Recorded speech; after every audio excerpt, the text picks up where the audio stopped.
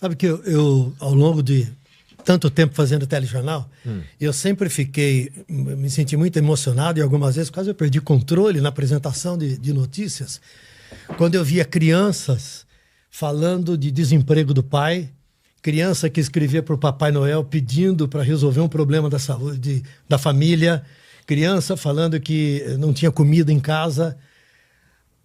Aí, cara, isso sempre me tocou muito. Hoje, quando eu vejo o vídeo e penso numa série de coisas que estão ali descritas com tanta crueza, mas tudo é real, nada é fantasia, né? Eu fiquei chocado porque criança tem que brincar, criança tem que ir para a escola, tem que ter o direito à escola, o direito a uma família, ser cuidada e brincar.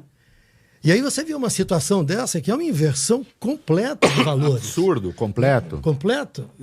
É apavorante você ver o quanto isto cresce, né? Porque tem pais interessados, porque tem uma situação que facilita isso tudo e porque tem um gigantesco grupo que consome isso, né? Porque se não existisse o consumo também não haveria a ação primeira. Claro. Né? E que isso não sirva, e é claro que você não está falando isso, porque eu já saquei o que você pensa, mas que isso não sirva, porque isso às vezes os ultraliberais, que eu chamo a turma do Vale Tudo, diz assim, pai que controle, então a culpa é da sociedade, né? Não, peraí, né? Você está sendo omisso nessas coisas. É claro que tem gente que consome, é claro que também há as culpas coletivas, é claro que há a culpa do pai, mas é preciso ver quem está proporcionando, fornecendo os instrumentos para que essa coisa ocorra, né? Porque assim como há muita gente que consome, há milhões que não consomem e estão indignados também, né? Ah, mas é que o ser humano... Porque tem outra coisa, né? O ser humano não presta, né? Eu gosto muito desse... O ser humano é assim mesmo, o ser humano não presta. Tem uma frase maravilhosa na trilogia do Sartre, dos Caminhos da Liberdade, né? No livro, no segundo livro, que é Com a Morte na Alma, tem uma personagem chamada Schneider. Ele diz assim, é incrível como algumas pessoas, né, que são pusilânimes, são covardes, gostam de pensar para se confortar que todos são. Porque assim... Eu não preciso fazer nada, eu não preciso me posicionar. Basta que eu diga, a humanidade não presta mesmo, né? A verdade é essa, a humanidade não presta, e todo mundo, e aí tem um outro pensamento fofíssimo, e todo mundo que tenta botar controle nisso é um ditador ainda pior do que essas pessoas criminosas. A ser assim, a gente volta pro homem como lobo do homem, e quem for mais forte que vença e acabou, e vamos pro Vale Tudo. E nós estamos falando do Congresso, né? Que agora o Congresso se movimenta, o presidente da Câmara dos Deputados diz que existem muitas propostas a serem discutidas, que estão... Podiam ter avançado. Né? Estão todos, já foram apresentadas à Câmara dos Deputados. Os grupos de direita estão usando o seguinte discurso em relação ao documentário, né? Bom, esta é a defesa da moral e do combate à sexualização infantil que nós sempre defendemos.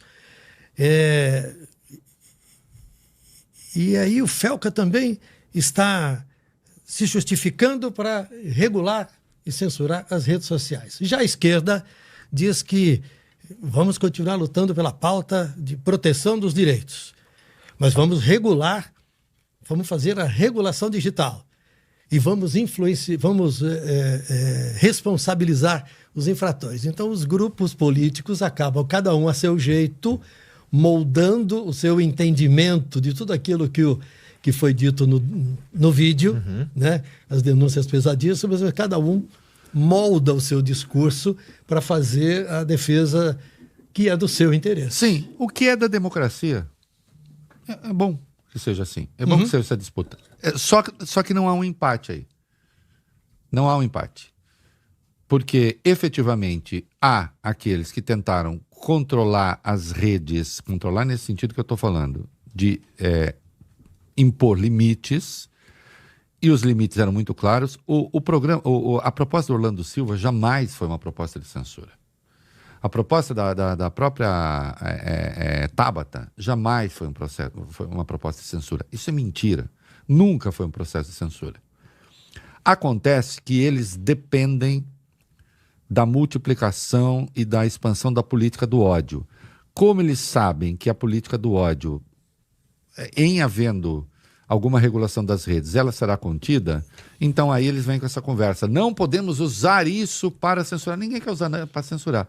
Acontece que, quando você estabelecer limites, é claro que o limite não pode ser só em relação à pedofilia, né?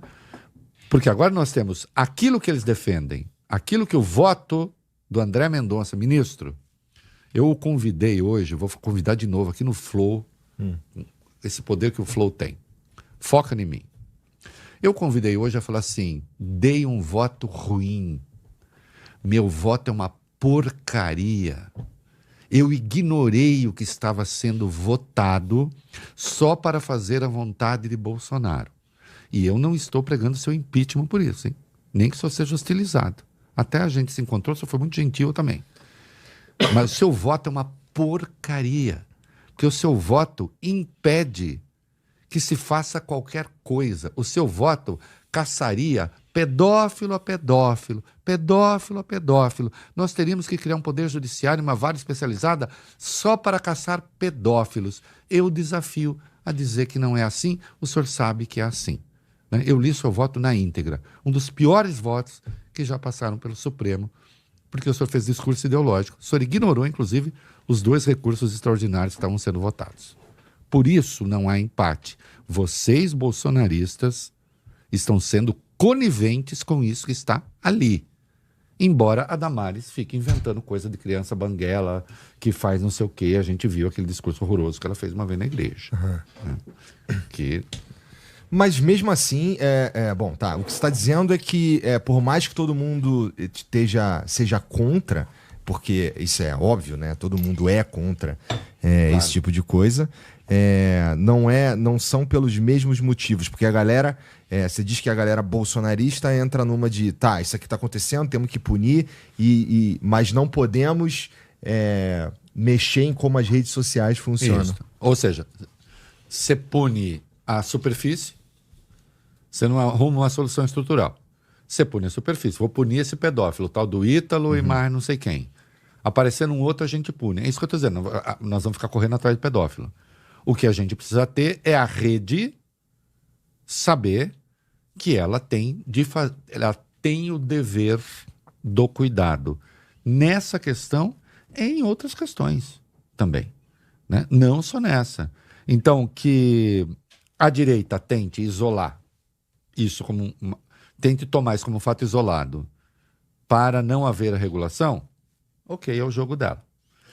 Que a esquerda tente ver isso como um sintoma, né? Eu não sou exatamente de esquerda, mas é claro que eu vejo como um sintoma. Então aí você tem que ter uma resposta estrutural. Vamos ver o que sai disso daí. Uma coisa é certa, se não houver resposta estrutural, acontece de novo. Ué. Se eu mantenho as causas... É como o tráfico de drogas, né? É isso. Se eu mantenho as causas, eu mantenho as consequências, né? A velha brincadeira, né? Você repetir sempre a mesma experiência esperando obter resultado contrário, diferente, não vai acontecer. Se você mantém as causas, as consequências se repetem. Então tem que ir à causa.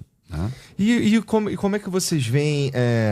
Vamos lá, tem uma menina, que acho que o nome dela é Camilinha. Isso. Que ela começa, se eu não me engano, a participar desse conteúdo aos 12 anos, está hoje com 17. Isso. Né? Ela fez um vídeo falando sobre o que o Felca falou. Eu vou colocar aqui pra gente dar uma breve olhada nele. Então, posso pôr aqui, família? Tá. Vamos lá. E ganhar seguidor também. Vamos ver. Aí acho que tu vai ter que pôr o fone aí, Reinaldo, pra ouvir. Quem me banca é ela mesmo, então vou fazer ali pra até... Tenho saúde pra isso. Então tá ótimo, amor. Vou fazer. E outra, tem um monte de gente falando, pra que ela vai fazer? Amor, eu quero fazer, eu tenho dinheiro, eu posso, eu vou fazer. Eu quero, eu não posso mais não. É só porque eu quero ter. Eu tô respondendo, sabe pra quê? Todo dia um levante. Sabe pra quê? Eu gosto de responder eles. Sabe por quê? Porque aí eles vão postar, aí vai viralizar mais. Aí meu nome vai crescer mais, vai crescendo mais, entendeu? Por isso que eu gosto de responder. Entendeu? Esse é o meu marketing. Se o marketing deles é falar mal de mim pra ganhar seguidor, o meu é pra responder e ganhar seguidor também. Entendeu? Vocês comigo. Se o marketing deles é falar mal de mim pra ganhar seguidor, o meu é pra falar, responder e ganhar seguidor também. Entendi. Bom, na minha opinião, ela começa muito jovem, experimenta ali um sucesso financeiro e agora não quer mais sair dessa, né? Não, é que ela não queira, ok ela não querer. O problema não é dela, o problema é da sociedade. Veja, é impossível a essa altura você convencer essa criatura de que coisas ruins aconteceram com ela, inclusive. Ela não tem noção. Ela não tem noção. Nenhuma. Ela se formou, ela teve o processo dela, não sou psicanalista nem psicólogo, mas ela teve o processo dela de estampagem, que é um conceito importante. Ela teve numa fase em que ela aprendeu que a vida é assim. Ela tá achando que, bom, foi assim que eu ganhei dinheiro, foi assim, ela se mostra ali bem sucedida, né? E se o negócio deles é falar... Então, para ela, a coisa se resume assim. Se o negócio deles é falar mal de mim, então eu vou fazer meus negócios, tudo bem. Eles ganham seguidores falando mal de mim, e eu vou ganhar seguidores dizendo que eu tô tudo bem. Logo ela vai fazer 18 anos, ou ela já está livre da proteção do Estatuto da Criança e do Adolescente com 17, ela faz o negócio dela. Meu problema não é ela. O problema da sociedade brasileira não é ela.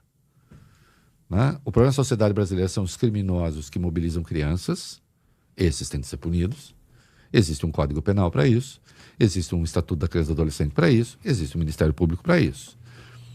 Isso na esfera propriamente criminal. No que diz respeito à esfera política, né, de políticas públicas, aí é com as redes sociais, sim.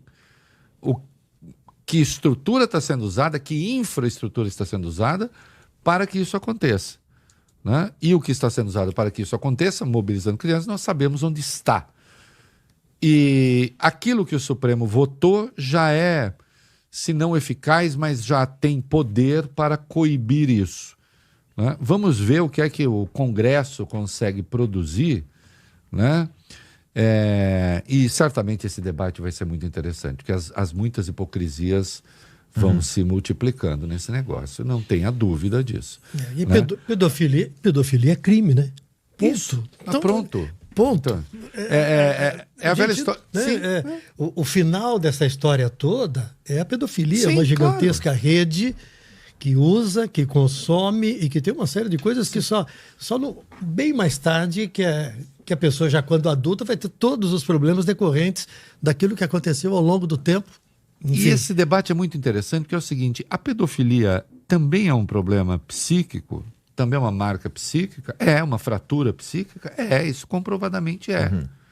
O sujeito pedófilo que vai ao psicanalista, você já entrevistou psicanalistas aqui, psiquiatras, o pedófilo que vai lá, ele tem uma fratura em algum momento. Muitas vezes ele próprio foi molestado e, portanto, carrega isso e vai reproduzir esse comportamento. Enfim, eu não sou especialista nisso, não vou fazer digressão a respeito. Apenas digo que, com certeza, existe uma dimensão de sofrimento, inclusive, para quem tem esse problema. Agora, e isso no espaço do psicanalista, no espaço do médico, que seja tratado e que a pessoa se trate. Agora, como problema político, como problema de política pública, aí é importantíssimo que a pedofilia seja vista por aquilo que é crime. Porque se não for visto por aquilo que é crime, aí mesmo quando a pedofilia não é uma marca psíquica, ela se estabelece em determinados rincões do Brasil em que senhores já idosos resolvem que a menininha desprotegida, porque aí entra então o traço de classe também, de pobreza, essas meninas são praticamente sequestradas por pessoas endinheiradas que compram ainda hoje. Atenção, isso ainda hoje é verdade em certos lugares do país, né? Pessoas endinheiradas ainda compram virgindade de meninas. É porque o sujeito é pedófilo. Pode não ser a pedofilia nesse sentido como uma marca, uma doença psíquica, mas é uma doença cultural. As meninas existem para quê? Elas existem para isso. Né? Quais? As pobres. Não as da minha família, evidentemente. Então aí começa tudo a se misturar. Então é muito importante que a pedofilia seja aquilo que é crime e, portanto, como tal, tem de ser severamente punida. Tratada como crime. Tratada como crime. E o pedófilo que for tratado, ele, com o sofrimento psíquico dele, no ambiente médico, no ambiente psiquiátrico, no psicanalista, aí é uma outra dimensão que em nenhum momento relativiza o fato de que é um crime, né? E de que a gente tem um estatuto da criança e adolescente que precisa ser cumprido, né? Boa.